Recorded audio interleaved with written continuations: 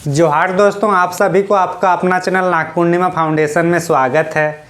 आज की इस वीडियो में हम लोग या आज की इस लेक्चर में हम लोग समझने का प्रयास करेंगे झारखंड में जो जनजातीय शासन व्यवस्था है उसके बारे में, टॉपिक के बारे में हम लोग चर्चा करेंगे। इसके पहले वाले अगर वीडियो आप लोग नहीं देखे हैं तो ज़रूर एक बार प्लेलिस्ट में जाकर देख लीजिएगा, जिसमें झारखंड ज्योग्राफी, झारखंड का डिजास्टर मैनेजमेंट, झारखंड में पर्यावरणीय मुद्दे और उसके बाद हम लोग झारखंड के इतिहास को कंप्लीट किए हैं एक क्रम के अनुसार। और आज का जो हम लोग का जो टॉपिक चलेगा ये हम लोग का 5वां टॉपिक रहेगा, झारखंड में जनजातीय शासन व्यवस्था। तो थोड़ा हेडिंग लिख लेते हैं, जनजातीय शासन व्यवस्था, ये हम लोग का टॉपिक रहेगा। शासन व्यवस्था मतलब जनजातीय शासन व्यवस्था। अगर इनके शब्दों का अगर हम लोग खंडन करें तो जनजाति मतलब जनजाति लोगों के लिए, शासन व्यवस्था मतलब यहाँ का उस टाइम जो शासन चल रहा था, एक्चुअली शासन व्यवस्था का मतलब जो शासन चल रहा था उस टाइम। अगर हम लोग देखें वर्तमान में हम लोग जिस समाज के ताने बाने में हम लोग हैं, जिस समाज में हम लोग कुछ भी काम करने के लिए कुछ हम लोग का नियम कानून है, कुछ हम लोग को संविधान से हम लोग पता चलता है कि हमें क्या करना चाहिए क्या नहीं करना चाहिए। ये तो बात अभी की है, तो ये क्या पहले ऐसा नहीं था? ये हो सकता है कि पहले लोग पढ़े लिखे नहीं थे, तो इसका मतलब ये नहीं है कि उस टाइम वहाँ की शासन व्यवस्था को, उस टाइम समाज को चलाने के लिए, समाज को सुचारू रूप से चलाने के लिए कुछ विधियाँ नहीं हुई होगी। तो उस टाइम में भी वो विधियाँ देखने को मिलती है। तो जो शासन व्यवस्था, जो अपने समाज को चलाने के लिए जो भी नियम कानून बनाए जाते हैं किसी पार्टिकुलर आदिवासियों के द्वारा, जनजातियों के द्वारा, तो उसी क्रम में झारखंड में जितने भी आदिवासी था कमोबेश सभी का शासन व्यवस्था अपना अपना अलग शासन व्यवस्था था। तो उसी क्रम में आज हम लोग शासन व्यवस्था की शुरुआत करेंगे।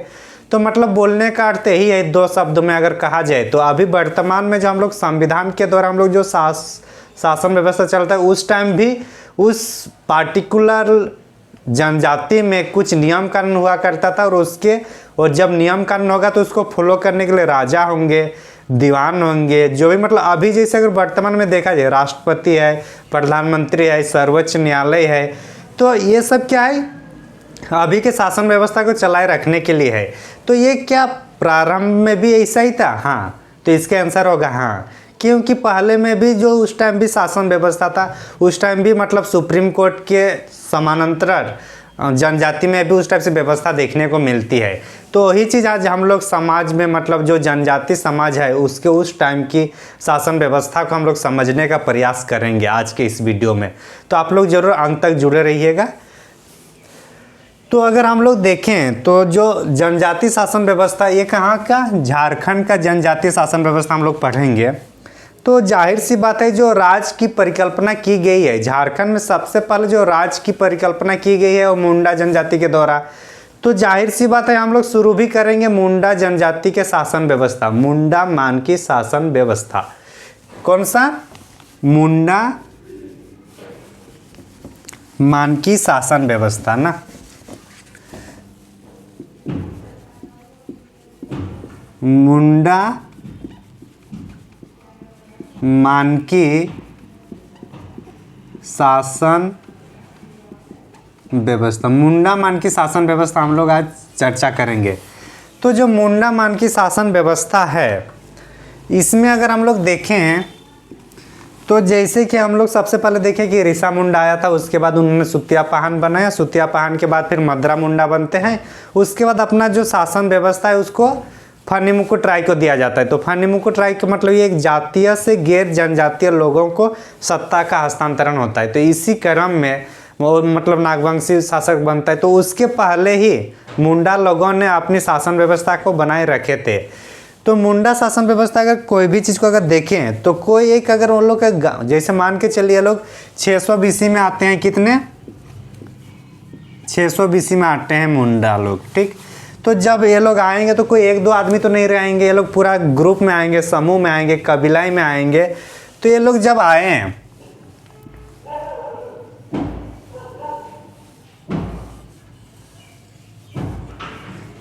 तो जब ये लोग झारखंड में आते हैं तो झारखंड में जब प्रवेश करेंगे तो ये लोग ग्रुप में बनाएंगे, क्योंकि जहाँ पे लोग रहते हैं वहाँ तो ये लोग को रहने नहीं देंगे।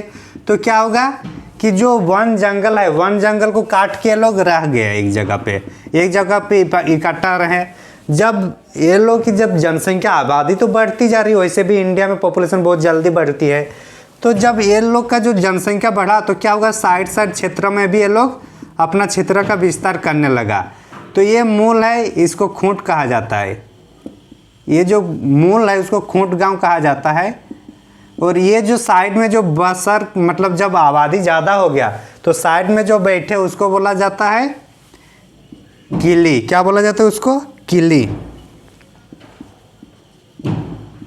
ये किली मतलब ये हम लोग अभी इतना दूर देखें कि जो जनजाति लोग आए, मुंडा जनजाति, वो जिस जगह पे बैठे मतलब जहाँ पे जो पेड़ पौधा जंगल था उसको काट कर जिस क्षेत्र में बसेरा किए तो क्या हुआ, खूंट गांव कहा गया उसको। लेकिन जब पॉपुलेशन ज़्यादा होगा तो लोग वहाँ से बाहर निकलने की कोशिश करेंगे, तो बाहर जैसे छोटे छोटे गांव में मतलब छोटे छोटे आ गए तो उसको हम लोग किली कहते हैं।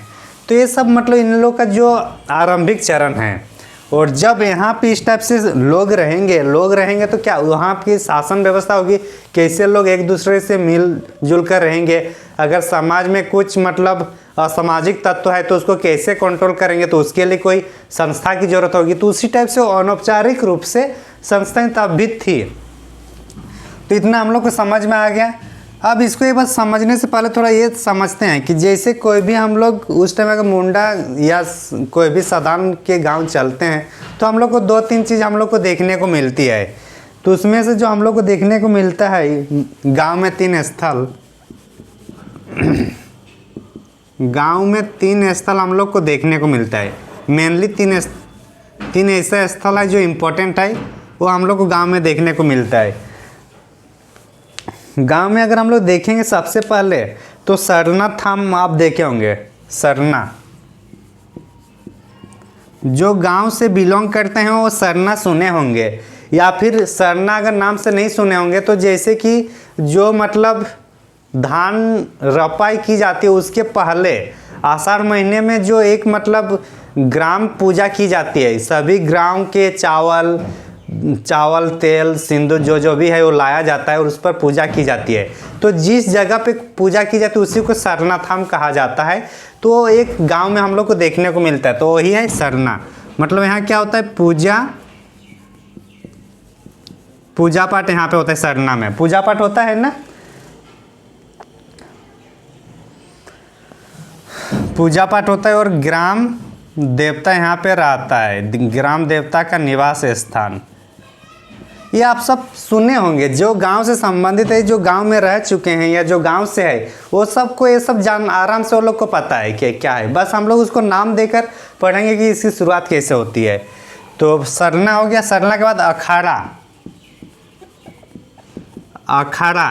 अखाड़ा जो गांव से आई, गांव से ऑलमोस्ट 70 to 80% बच्चे तो गांव से ही संबंधित है। तो जितने भी जो लोग हैं वो लोग अखाड़ा का मतलब समझते होंगे। अखाड़ा का मतलब जैसे कि कोई जहाँ पे गांव का एक जगह है, थोड़ा ऊंचा जगह बनाया जाता है चौबूतरा जैसे, और वहाँ पे छौ नृत्य या नाच गान जो भी होता है, तो जनजाति व्यवस्था में वहाँ अपना जो डांस वगैरह होता है वो लोग का मतलब पांता नाच जो भी उस टाइम वो लोग करते थे, तो वो कहाँ पे किया जाता था, वो अखाड़ा में किया जाता था। मतलब यहाँ पे नाच गान होता है, कहाँ पे, अखाड़ा में।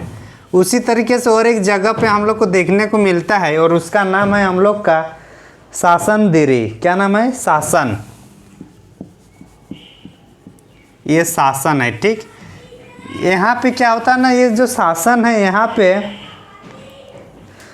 लोगों को जहाँ पे मतलब दफनाया जाता है, मतलब जहाँ पे लोगों को दफनाया जाता है। और आप भी अगर आप लोग देखे होंगे तो गांव में जो आदिवासी लोग मेनली वो लोग दफनाते हैं और उसके ऊपर एक पत्थर डाल देते हैं, तो उससे मतलब पता चलता है कि हाँ ये इस घर के लोगों का, पूर्वजों का ये है। आप लोग देखे होंगे, वो देखने को मिलता है कहीं कहीं नदी के किनारे देखने को मिलता है। तो शासन क्या है, जहाँ पे मतलब उसका जो समाधि स्थल जिसको बोलेंगे, समाधि स्थल, इसको शासन देरी भी कहा जाता है। क्या कहा जाता है इसको? शासन देरी। जहाँ पे यहाँ पत्थर रखी जाती है सील मतलब पत्थर रखी जाती है उसको शासन दिरी। थोड़ा आवाज ये हो रहा है, 1 मिनट। तो हम लोग जो शासनदरी देखे थे उसके बाद हम लोग देखे कि समाज में जो कैसे गांव में मतलब कैसे क्या क्या देखने को मिलता है। जैसे हम लोग देख लिए सरना स्थल, अखाड़ा और शासन। तो अब हम लोग ये चर्चा करेंगे कि वो जो उस समाज जो चल रहा था उस समाज में कौन सी ऐसी संगठन थी या कौन सी ऐसी इंस्टीट्यूट थी जो पूरे समाज के ताने बाने को एक साथ मतलब मिलकर काम कर रहा था। अगर समाज में कोई उत्पात कर रहा है तो फिर उसको फिर मतलब जो असामाजिक तत्व है उसको फिर कंट्रोल करने के लिए क्या मैकेनिज्म थी, उस पर अब हम लोग चर्चा करने जा रहे हैं। तो हम लोग सबसे पहले अगर देखें तो जैसे हम लोग बात किए थे जिस क्षेत्र में आते हैं, मान के चलिए क्षेत्र में आ रहे हैं, ठीक। तो इस क्षेत्र में जब आएंगे और उसके बाद जब इसका विस्तार होगा तो मान के चलिए विस्तार होगा ये, तो ये वाला क्या बोलोगे, इसको किली कहा गया ना, और ये वाला खूंट। तो इतना हम लोग देखे अब तक। तो अब हम लोग ये चर्चा करेंगे कि जो मतलब उसका शासन व्यवस्था कैसे चल रहा था। तो शासन व्यवस्था कैसे चल रहा था उसको एक बार देखने के लिए सबसे पहले हम लोग उसका पहले ग्राम स्तर पर देखेंगे, उसके बाद कुछ गांव मिलके जो पंचायत स्तर पर होगा उसको देखेंगे, और उसके बाद जिला मतलब उसके बाद पूरे क्षेत्र को। जैसे कि अभी अगर वर्तमान में देखा जाए तो वर्तमान में जैसे पहले ग्राम स्तर पर ग्राम सभा होता है, फिर पंचायत स्तर पर होगा, फिर जिला परिषद जिला स्तर पर। उसी तरीके से उस टाइम भी मैकेनिज्म हुआ करती थी। ऐसा नहीं है कि उस समाज में मतलब कोई चोरी नहीं होता था या फिर कोई गलत काम नहीं होती थी। उस टाइम भी होता था, अभी भी होता है, अभी भी मैकेनिज्म है उसको कंट्रोल करने का। उस टाइम भी मैकेनिज्म हुआ करती थी। तो सबका हम लोग चर्चा करेंगे। और ऐसा माना जाता है कि जो मुंडा मान की शासन व्यवस्था है, जो मुंडा लोगों का है, ये दुनिया का सबसे प्राचीनतम गणतंत्र व्यवस्था है। सबसे प्राचीनतम, याद रखने वाली बात है। तो अगर हम लोग इसका देखें तो इनका सबसे पहले अगर हम लोग देखें तो ग्राम पंचायत पर स्तर पर देखते हैं हम लोग। सबसे पहले ग्राम पंचायत, और ग्राम पंचायत में हम लोग जो किली गांव है उसके बारे में हम लोग चर्चा करेंगे। कहाँ पे, किली गांव वाला।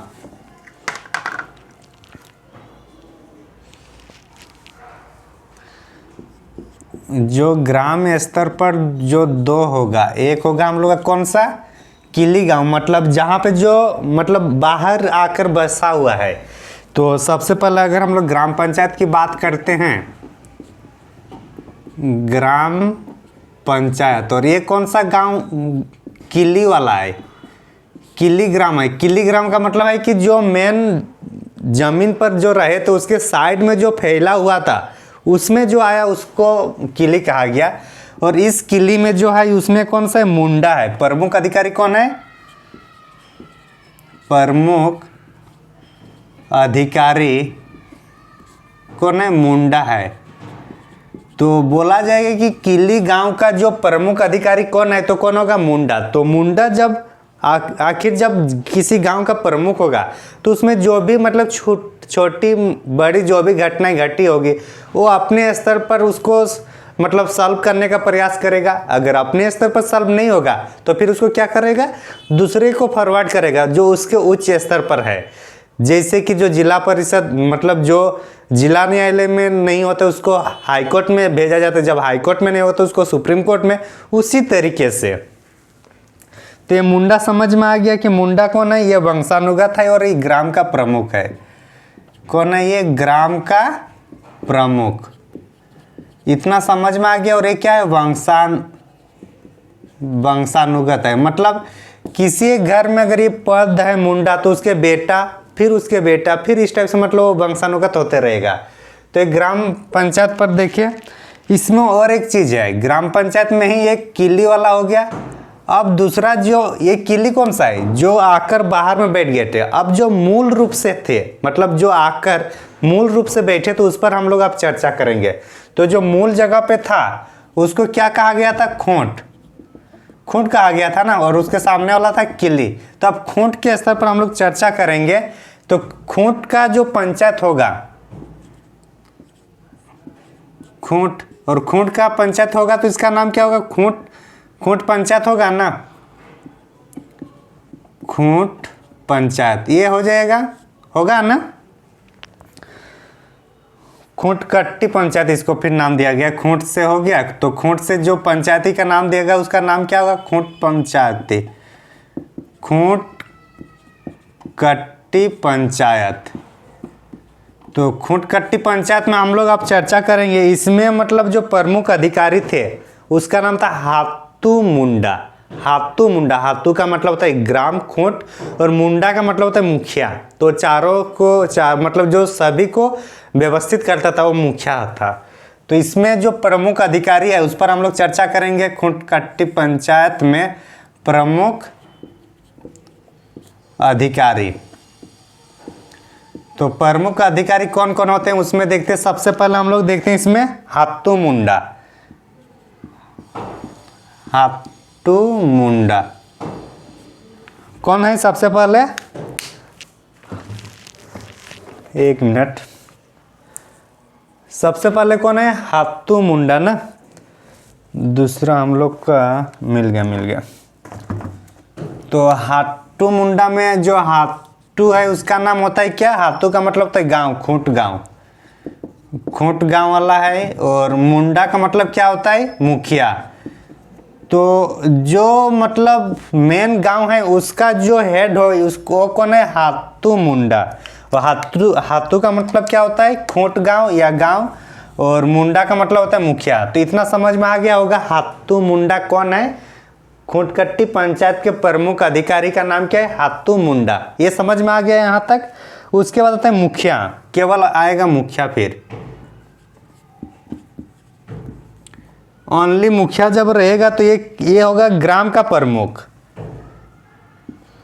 ये ग्राम का प्रमुख है कौन? मुखिया। और ये हातू मुंडा मतलब कहाँ का? ये हातू मुंडा है हम लोग का ग्राम पंचायत का प्रमुख है। ये हातू मुंडा है ग्राम पंचायत का प्रमुख। इसको इधर लिख देते, ठीक। हातू मुंडा क्या है? ग्राम पंचायत का, ग्राम पंचायत का प्रमुख है। और मुखिया कौन है? सिर्फ ग्राम का प्रमुख है। इतना समझ में आ गया। फिर देखिए कोई भी गांव में क्या होता है कि जैसे अगर आप लोग सब कोई गांव से संबंधित है ज़्यादातर, तो गांव में आप लोग देखे होंगे कि गांव में जो ग्राम पूजा कराया जाता है वहाँ पे एक घर रहता है, उस घर को नायक बोलता है, कहीं पहान बोलते हैं। तो वहाँ पे क्या होता है कि जो पहान है, पहान मतलब पहान कोई दूसरा कास्ट नहीं है, पहान उन्हीं आदिवासियों में से एक को पहान बनाया जाता है। और उस जो पहान है वही पहान फिर मतलब गांव का जितना भी पूजा पाठ होगा वही पहान करते हैं। तो मतलब पहान कोई टाइटल नहीं है, बल्कि उन्हीं आदिवासी समूह में एक परिवार, एक व्यक्ति को पहान बनाया जाता है। तो पहान क्या करेंगे यहाँ पे? धार्मिक पुजारी, मुख्य पुजारी जिसको बोलेंगे। पहान कौन है? धार्मिक पुजारी, धार्मिक प्रधान। धार्मिक प्रधान मतलब क्या? पुजारी है, वही ना। और अगर बाई चांस इनकेस अगर पहान नहीं रहा तो मान के चले पहान कहीं अपने घर गया, मान के चले अपना ससुराल गया, या फिर अपने कहीं और गए घूमने के लिए, किसी भी काम तरीके से लिए, और उस टाइम अचानक कुछ मतलब गांव में संकट आ पड़ा और अब ये लगा कि गांव में ग्राम देवता को पूजा करना है, या फिर मान के चले गांव में कुछ उस टाइप से काम पड़ गया और वहाँ पे पहान नहीं है, तो कौन रहेगा? कौन काम करेगा ये सब काम? ये सब काम करेगा फिर उसके लिए एक सहयोगी होता है, असिस्टेंट। जैसे राष्ट्रपति अगर काम करते हैं और राष्ट्रपति किसी कारणवश देश में नहीं है और वो विदेश यात्रा में चले गए, तो उस टाइम उपराष्ट्रपति कार्य को संभालते हैं। तो उसी तरीके से जब मतलब पहान नहीं रहते हैं, तो पहान नहीं रहने के कारण इसका असिस्टेंट कौन रहते हैं? पनभरा। क्या नाम है इसका? पनभरा। तो पनभरा किसका असिस्टेंट है? पनभरा पहान का ही असिस्टेंट है। जब पहान नहीं रहेंगे तो पनभरा उसका काम करेगा, मतलब पनभरा इसका क्या है? सहयोगी। सहयोगी कह सकते हैं ना। किसका सहयोगी? पनभरा किसका सहयोगी है? पहान का। तो इतना दूर हम लोग को समझ में आ गया होगा, उम्मीद करता हूं। अब यहाँ चूंकि कुछ और बात देखते हैं, धार्मिक प्रधान का जब हम लोग पाहन का मतलब बात कर ही रहे हैं तो पाहन से संबंधित कुछ कुछ शब्दावली हैं उसको भी एक बार समझने का प्रयास करते हैं। तो यहाँ पे लिख दे, पाहन है, मान के चले अभी जो पंडित लोग हैं, पंडित लोग को क्या आप लोग पूजा करने के बाद उसको कुछ दान में देते हैं कि नहीं देते हैं? जाहिर सी बात है देते हैं, यहाँ तक को पंडित लोग मांग भी लेते हैं। तो उसी तरीके से जो पाहन है वो धार्मिक मतलब गांव के लिए पूजा करते हैं तो उसके बदले उसको कुछ पैसे मिलता है, मतलब कुछ मिलना चाहिए। तो जाहिर सी बात उस टाइम पैसा नहीं हुआ करता था लोगों के पास। ये उस टाइम की बात है जब 600 BC के टाइम जब झारखंड में मुंडा लोग आए तब की बात है। तो उस टाइम तो पैसा कोई पैसा तो नहीं था। तो उस टाइम क्या करते थे, जो जमीन दी जाती थी ये लोग को, मतलब जो गांव का राजा है, गांव का प्रधान है, जो प्रमुख है, वो क्या करते थे, पाहन को जमीन दी जाती थी और बोला जाता है कि ये जमीन ले लो, ये जमीन से अपना चाष बास कर लो, जितना मिलेगा उसमें खाना पीना हो जाएगा। और उसी को मतलब उसका जो है वो एज ए वेतन के रूप में दिया जाता है कि गांव में जो भी पूजा पाठ है वो आपको करना होगा, बदले में आप खेती में यहाँ चाष बास कर लीजिए। ये था इनका कहना। तो पाहन को क्या मिलता था, खेत मिलता था, खेत मिलता था। और उस खेत का जब नाम होगा तो फिर उसका नाम वो अलग से नाम दिया जाता था और उस खेत का नाम जो होता था डाली कोटारी, डाली कोटारी, डाली कोटारी। चूंकि मैं गांव से संबंधित मतलब गांव से बिलोंग करता हूं तो मेरे को पूरा पता है कि जो गांव के जो राजा लोग हैं, जिसको हम लोग मुंडा लोग मानते हैं, वो लोग एक घर में मतलब जो पाहन है वो घर में मतलब एक खेत दिया जाता है। और वो खेत अभी भी है, वो सच में वो नया लोग के लिए जो पूजा पाठ है वो लोग के लिए दिया हुआ है। वहाँ पे एक पत्थर गाड़ दिया जाता है कि हाँ ये पत्थर है, तो मतलब एक खेत का मतलब है कि पाहन लोग इसमें चाष बास करेंगे। ये गांव के प्रधान ने वो पाहन लोग को दिया है, ये हम लोग देखे हैं, आप लोग भी देखे होंगे। तो जब उस जो पूजा पाठ के लिए जो दिया जाता था, पूजा पाठ के लिए क्या दिया जाता था वेतन के रूप में, डाल कोटारी भूमि, ये भूमि दी जाती थी। और ये जो भूमि रहता था, इस भूमि में कोई टैक्स मतलब कोई लगान नहीं लगता था, तो मतलब ये लगान मुक्त था। क्या था ये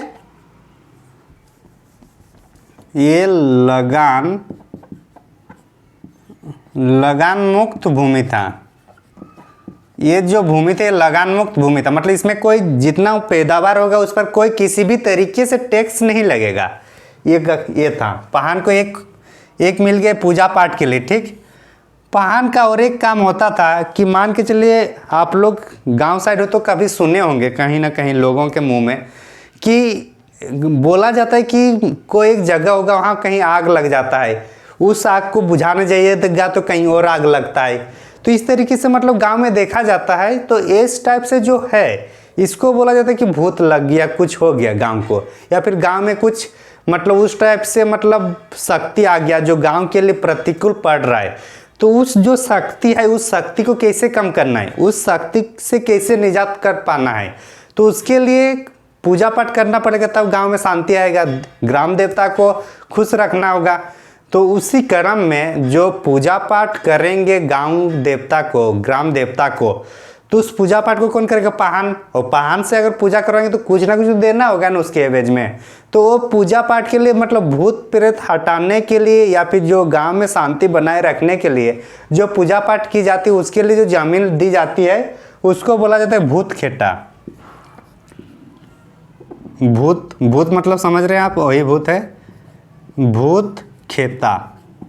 तो मतलब भूत खेता कब दिया जाता है, मतलब भूत भगाने के लिए, भूत भगाने के लिए जो पूजा की जाती है, जो भी मतलब उस टाइम कर्मकांड किया जाता है भूत को भगाने के लिए, उसके लिए जो प्रधान जो पाहन को भूमि मिलता था उसको क्या कहा गया, भूत खेता। तो इतना पाहन के बारे में हम लोग को मतलब ये इतना हम लोग को समझना था। तो उम्मीद करता हूँ इतना समझ में आ गया होगा आप लोग को। अगर समझ में आ गया तो आगे फिर हम लोग इसमें चर्चा करेंगे कि मतलब ये हम लोग ग्राम पंचायत का किली स्तर पर भी देखें और खूंटकट्टी पंचायत के स्तर पर भी देखें। अब हम लोग देखेंगे पढ़ा पंचायत, मतलब कुछ खुटकट्टी गांव मिलकर एक पढ़ा का निर्माण होता है। जैसे कि कुछ गांव मिलकर पंचायत का निर्माण होता है, उसी तरीके से कुछ खुटकट्टी गांव मिलकर एक पढ़ा का निर्माण होता है उस शासन व्यवस्था। मतलब अभी जो हम लोग शासन व्यवस्था देखते हैं, जो मतलब अभी जो हम लोग जो ये क्या बोलते हैं उसको पंचायती राज जो अभी हम लोग देख रहे हैं, यहाँ जैसे 3 स्तर है, उस टाइम भी ये वाला परिकल्पना थी। मतलब समझ रहे हैं, तब की बात है जब 600 BC के आसपास की भी उस टाइम की बात है। उस टाइम में भी ये सब हुआ था, उस टाइम से ये सब चलते आ रहा था। हालांकि जब ब्रिटिश सरकार आई, फिर ब्रिटिश सरकार आने के बाद जो जनजाति शासन व्यवस्था है वो थोड़ा धीमा पड़ गया। उसके पहले सब इसी से अरेंज होता था, इसी से समाज चलता था। तो इसी क्रम में अगर हम लोग देखें तो हम लोग खूंट पंचायत तक देख लिए हैं, हम लोग पहान के बारे में भी देख लिए हैं। अब हम लोग चर्चा करेंगे पढ़ा पंचायत के बारे में। किसके बारे में? पढ़ा पंचायत के बारे में। तो इधर देखिए, अगर पढ़ा पंचायत के बारे में बात किया जाए, गांव स्तर पर होता है कुछ खुटकट्टी गांवों को मिलाकर क्या बनाया जाता है? पढ़ा। और इसी को क्या कहा गया? कभी कभी इसको पढ़ा भी कहा गया। तो इस पर अब हम लोग चर्चा करेंगे। किस पर? पढ़ा पर। मान के चलिए जो पंचायत स्तर पर कुछ काम है, कुछ केस आया और उस केस को सॉल्व नहीं हो पाया, तो अब वो क्या करेंगे? वो सेल को फिर वो जो प्रॉब्लम आई, उस प्रॉब्लम को फिर उच्च लेवल पर भेजा जाएगा। मतलब जो यहाँ पे पहले किली में आया कुछ प्रॉब्लम, उसको अगर खुटकट्टी पंचायत में अगर सॉल्व नहीं होता है, तो खुटकट्टी पंचायत फिर उसको कहाँ फॉरवर्ड कर देगा? पढ़ा पर। इसका मतलब ये है कि अगर यहाँ पे कुछ मतलब अनबन हो रही है और अनबन को अगर यहाँ संभाल नहीं पाता है खुटकट्टी पंचायत, तो किसको फॉरवर्ड कर दिया जाएगा? पढ़ा पर। जिस तरीके से अगर हाई कोर्ट के पास कुछ उस टाइप से प्रॉब्लम आ रहा है, उस टाइप से केस आ रहा है जिसको सॉल्व नहीं कर पा रहे, तो किसको भेजागा? सुप्रीम कोर्ट को। इसका मतलब है क्या है कि जो पढ़ा पंचायत है, ये आदिवासी, ये मुंडा समाज का क्या है? सर्वोच्च न्यायालय है ना। तो इसको हम लोग क्या बोलेंगे? सर्वोच्च न्यायालय के रूप में। मतलब सर्वोच्च न्यायपालिका, सर्वोच्च कार्यपालिका और सर्वोच्च विधायिका, तीनों इसी को मानते हैं। तो इसको मिटा देते हैं, ठीक ना? समझ में आ रहा है ना? क्योंकि चूंकि आप झारखंड में हैं और झारखंड के एग्ज़ाम को देना है, तो यहाँ की जो शासन व्यवस्था है पहले क्या थी, अब क्या है, इसको समझना ज़रूरी है। क्योंकि एग्ज़ाम देने के लिए या फिर क्वालिफाई करने के लिए सब सिलेबस नहीं होता है। सिलेबस इसलिए होता है कि यहाँ की जो संरचना है उसको समझ सकें। जैसे कि ब्रिटिश लोग देखिएगा, वो लोग आए हैं, वो लोग सबसे पहले क्या किया? जितने भी संस्कृत लिटरेचर था वो लोग को इंग्लिश में कन्वर्ट करवाया। क्यों? ताकि उन लोग को समझना चाहिए, वो लोग का समझना था कि आखिर यहाँ पे शासन व्यवस्था कैसे चलता है, आखिर क्या राज है। इतना जो मतलब एक परिवार जो संस्था बनी हुई है, ये कैसे है, इसको कैसे मैनेज किया जाए, तो वो सब समझने पढ़ने के लिए संस्कृत को उसको फारसी में या इंग्लिश में कन्वर्ट करना पड़ रहा था। तो उसी तरीके से अगर झारखंड में अगर आपको झारखंड की शासन व्यवस्था को समझना है, तो इसको हम लोग को समझना चाहिए। एज ए रट्टा नहीं मानना है, रट्टू नहीं बनना है। रट्टू मारिएगा तो एग्जाम में कन्फर्म है गलत करके आइएगा। इसलिए इसको समझिए चीज़ को। तो पढ़ा को हम लोग क्या बोलेंगे? पढ़ा को ये सर्वोच्च क्या होगा? ये न्यायपालिका, सर्वोच्च न्यायपालिका होगा। तो फिर इसको क्या बोलेंगे? विधायिका,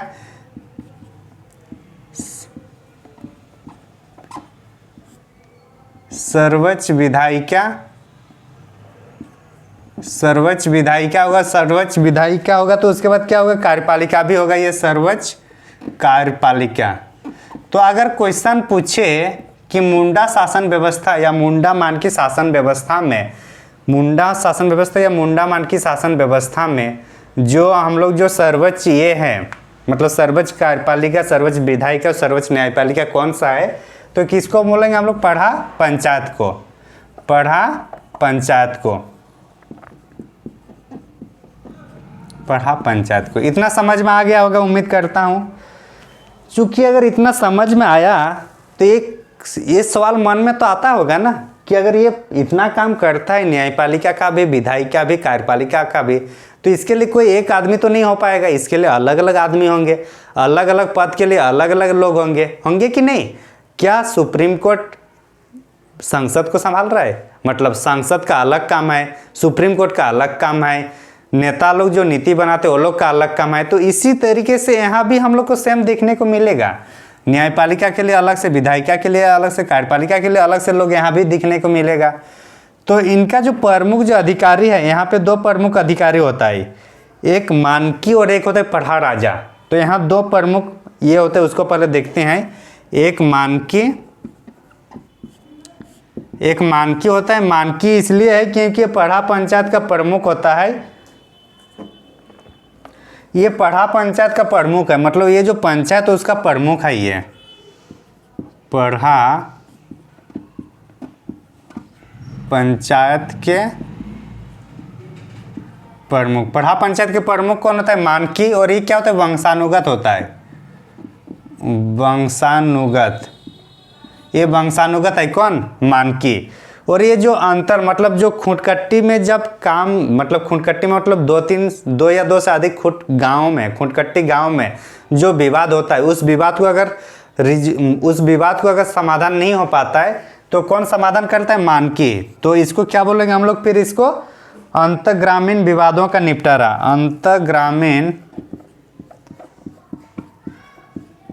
अंतःग्रामीण विवादों का निपटारा। अंतःग्रामीण विवादों का निपटारा कौन करता है, मानकी करता है। इतना समझ में आ गया होगा। अब और एक अधिकारी होता है, उसका नाम है पढ़ा राजा। ये मानकी था, अब होगा पढ़ा राजा। पढ़ा राजा कौन है, पढ़ा राजा की बात किया जाए तो ये पढ़ा पंचायत का सर्वोच्च पदाधिकारी होता है। जैसे मानकी क्या है, ये मानकी पढ़ा पंचायत का प्रमुख है, लेकिन ये क्या है, पढ़ा पंचायत का सर्वोच्च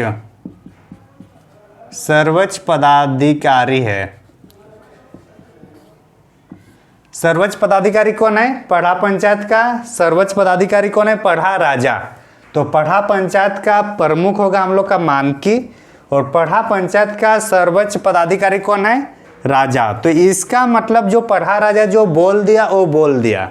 बोलने का मतलब है कि अगर पढ़ा राजा ने अगर किसी को भी कुछ दंड दिया तो अंतिम दंड है। इसका मतलब है कि सर्वे सर्वा, जो शक्ति का जो पावर का जो है वो सर्वाधिक पावर किसके पास है, हम लोग के पढ़ा राजा के पास। चूंकि पढ़ा राजा इतना काम करेगा तो क्या एक आदमी में कर पाएगा, जाहिर सी बात है नहीं कर पाएगा। उसके लिए अलग अलग आदमी होंगे, तो उसको कंट्रोल करना होगा, कहाँ से क्या क्या आएगा, कहाँ से रिसोर्स करना है, कहाँ से इंफॉर्मेशन लाना है, तो ये सब के लिए अलग अलग आदमी होते हैं। तो उसको एक बार हम लोग देखने का प्रयास करते हैं। तो इतना दूर समझ में आ गया होगा। अब हम लोग पढ़ा राजा के बारे में, उनको जो सहयोग करते हैं उसके बारे में एक बार देखने का प्रयास करते हैं।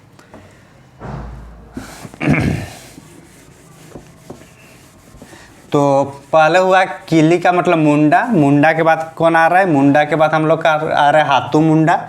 हाथू मुंडा के बाद आ रहा है हम लोग का मानकी, और मानकी के बाद कौन आ रहा है हम लोग का पढ़ा राजा। तो इस तरीके से ही देखें ना हम लोग। पहले हम लोग क्या देखें, मुंडा एक बार देख लेते हैं। पहले मुंडा आया, मुंडा के बाद हाथू मुंडा आया, हाथू मुंडा के बाद आया मानकी, और मानकी के बाद कौन आया हम लोग का पढ़ा राजा। यही हुआ ना, ये हम लोग देख लिए। यही चीज़ है जो मतलब फर्स्ट सेकंड थर्ड फोर्थ इतना ही हम लोग को देखना है। मुंडा में जो शासन मतलब जो निपटारा नहीं होगा हाथू मुंडा को देगा, हाथू मुंडा जिसको नहीं कर पाएगा वो मानकी को देगा, मानकी जिसको नहीं कर पाएगा वो अंतिम रूप से पढ़ा राजा को देगा, और पढ़ा राजा जो बोलेगा वही अंतिम मतलब निर्णायक है, उसके बाद और कहीं नहीं जा सकता है। तो इतना हम लोग देख लिए। अब हम लोग इसमें चर्चा करेंगे जो पढ़ा राजा है, पढ़ा राजा आखिर इतना शक्तिशाली है तो उसके लिए कोई अंग तो होगा ना काम करने के लिए। तो कौन कौन सा अंग है उसको हम लोग देखते हैं। पढ़ा राजा के सहयोगी। सहयोगी की बात करेंगे, इनकी पढ़ा राजा के कौन कौन सहयोगी थे, मतलब कौन कौन इसके काम करने में हेल्प करते हैं। तो सबसे पहले अगर हम लोग देखें राजा का सहयोगी जो होगा कौन कौन सा होगा, उस पर हम लोग एक बार चर्चा करने का प्रयास करते हैं।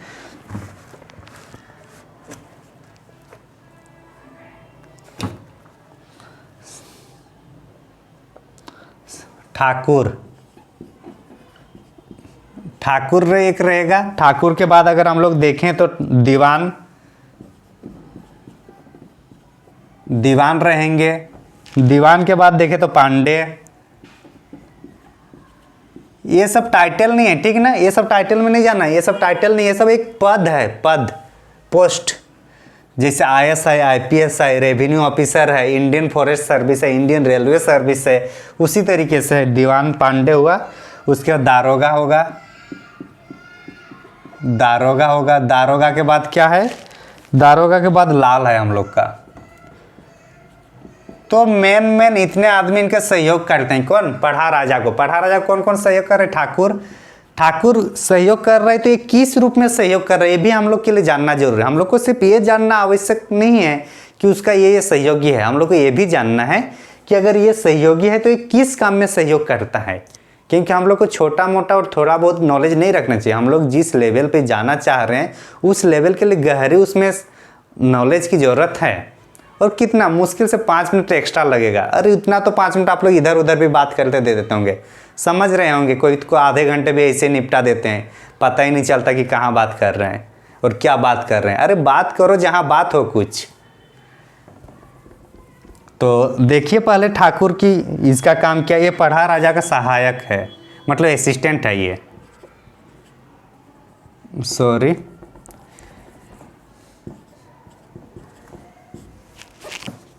पढ़ा राजा का क्या है ये, सहायक। तो जो ठाकुर है ये पढ़ा राजा का सहायक है। मतलब अगर वो मतलब कुछ उसको असिस्टेंट के रूप में किसके रखें, ठाकुर को। दीवान की बात किया जाए तो ये राजा का मंत्री है। दीवान कौन है, ये राजा का मंत्री है। एक मंत्री भी होगा ना, फिर मंत्री भी 2 तरीके से होता है। दीवान कौन है, राजा का मंत्री, मतलब पढ़ा राजा का मंत्री कौन है, दीवान है। और ये जो मतलब ये जो है राजा का मंत्री, ये भी 2 तरह का होगा, एक होगा गढ़ और एक होगा राज। एक होगा गढ़ और एक होगा राज। अच्छा इसको नीचे वाला मिटा देते हैं ना, ज़्यादा कॉन्जेस्टेड नहीं रखना चाहिए पढ़ाई में। तो जो गढ़ है और एक क्या है, राज है। गढ़ जो है वो, गढ़ जो क्षेत्र है वो गढ़ के अंदर की बात करेगा। गढ़ मतलब जो क्षेत्र है, जो किला है, जो मतलब उसका अपना गढ़ है, ये राज के अंदर रहेगा। गढ़ के अंदर मतलब गढ़ के अंदर, ये अंदर वाला को संभालता है कौन, मंत्री, गढ़। और ये राज है, ये बाहर वाला को संभालता है। तो इतना समझ में आ गया राजा का मंत्री कौन है, दीवान। अब बात करेंगे हम लोग पांडे की बात करेंगे। पांडे का जो काम है, ये पांडे का जो काम है हम लोग का, पांडे भाई साहब का, पांडे का जो डॉक्यूमेंट सब जितने भी राजा की डॉक्यूमेंट रहेगा, उस डॉक्यूमेंट को इकट्ठा करना, मतलब डॉक्यूमेंट को अरेंज करना। तो डॉक्यूमेंट को रखना मतलब दस्तावेज, दस्तावेज को रखना। दस्तावेज को रखने का काम किसका है, हम लोग का पांडे महाशय का। दूसरा इसका काम और क्या है कि राजा जो आदेश देगा उस आदेश के अनुसार नोटिस देना, मतलब राजा के आदेशानुसार नोटिस देना। राजा के आदेशानुसार सूचना देना या निर्देश देना। समझ गए होंगे ये वाला पांडे का काम क्या है। पांडे का काम कौन है, पांडे के दस्तावेज को अरेंज करना, पढ़ा राजा जो बोलेंगे उसको फिर जनता तक पहुंचाना या सूचित करना, ये किसका काम है, पांडे जी का काम है। आगे हम लोग देखते हैं फिर दारोगा। दारोगा जैसे हम लोग का अभी का दारोगा, वहां से भी आप लिंक कर सकते हैं। ये है लोगों को नियंत्रण करना। जैसे पुलिस लोग जाहिर सी बात है नियंत्रण करते हैं, तो ये भी वही है, लोगों को लोगों को नियंत्रण करना, लोगों को नियंत्रण का काम किसका है? दारोगा का काम है। लोगों को नियंत्रण करना किसका काम है? किसका? दारोगा। और ये किसके आदेश पर काम करेगा? ये चूंकि राजा डायरेक्ट सबको आदेश नहीं दे सकते, तो ये दीवान के आदेश पर काम करता है। ये दीवान के आदेश पर। तो लोगों को जो कंट्रोल करेंगे किसके? दीवान के आदेश पर। और दीवान कौन है? दीवान हम लोग का कौन है? दीवान हम लोग का राजा का मंत्री है। ये दीवान के आदेश पर। और दीवान कौन है यहाँ पे? राजा का मंत्री है। तो राजा दीवान को बोलेगा, दीवान किसको बोलेगा? फिर दारोगा को बोलेगा कि ये लोगों को थोड़ा संभालिए, ये लोग बहुत ज़्यादा इधर उधर हो रहे हैं, ज़्यादा ही घूम रहे हैं, इसको थोड़ा कंट्रोल किया जाए। तो ये सब है। अब हम लोग देखेंगे लाल के बारे में कि ये लाल कौन सा है। ये सभा की वकील की भांति है। ये लोग वकील की भांति ये लोग काम करते हैं, वकील की भांति। और लाल में भी 3 लाल है, छोटा लाल, बड़ा लाल और मझला वाला। तो ये कितने प्रकार का है? 3 प्रकार का लाल है। छोटा, मझला को मझला ही बोलते हैं ये लोग, उस टाइम में मझला ही था, और एक बड़ा। तो ये तीनों लाल थे। लाल किसके भांति कार्य करते हैं? वकील के भांति। तो इस तरीके से अगर हम लोग देखें तो जो हम लोग इसको एक बार देख लीजिए अच्छा से, वेरी वेरी इंपॉर्टेंट है। अगर कोई भी क्वेश्चन पूछेगा तो इससे बाहर नहीं जाने वाला है। तो अगर आप लोग ये देख पा रहे होंगे तो आप लोग को ये इतना याद रखना है, क्योंकि क्वेश्चन पूछता है, एक क्वेश्चन पूछता है, 2 क्वेश्चन पूछेगा जेपीएससी में। 2 क्वेश्चन मतलब इसको मतलब बहुत अच्छे से करना होगा, तो ये आगे भी आप लोग काम आएगा। साथ ही साथ शासन व्यवस्था को जानने के लिए ये जानना भी जरूरी है। तो उम्मीद करता हूँ आप लोग को समझ में आ गया होगा। और ये थोड़ा चैप्टर जो है ये जेपीएससी के मेंस में नहीं है, पीटी में है, तो हम लोग को उतना समझने की ज़रूरत नहीं, जितना अभी बताया गया है उतना में ही अगर आप लोग ये करें तो अभी ठीक ही रहेगा। ठीक, थैंक यू फॉर वॉचिंग, धन्यवाद। अगर आप लोग नए हैं तो ज़रूर हमारे चैनल को सब्सक्राइब करना ना भूलें।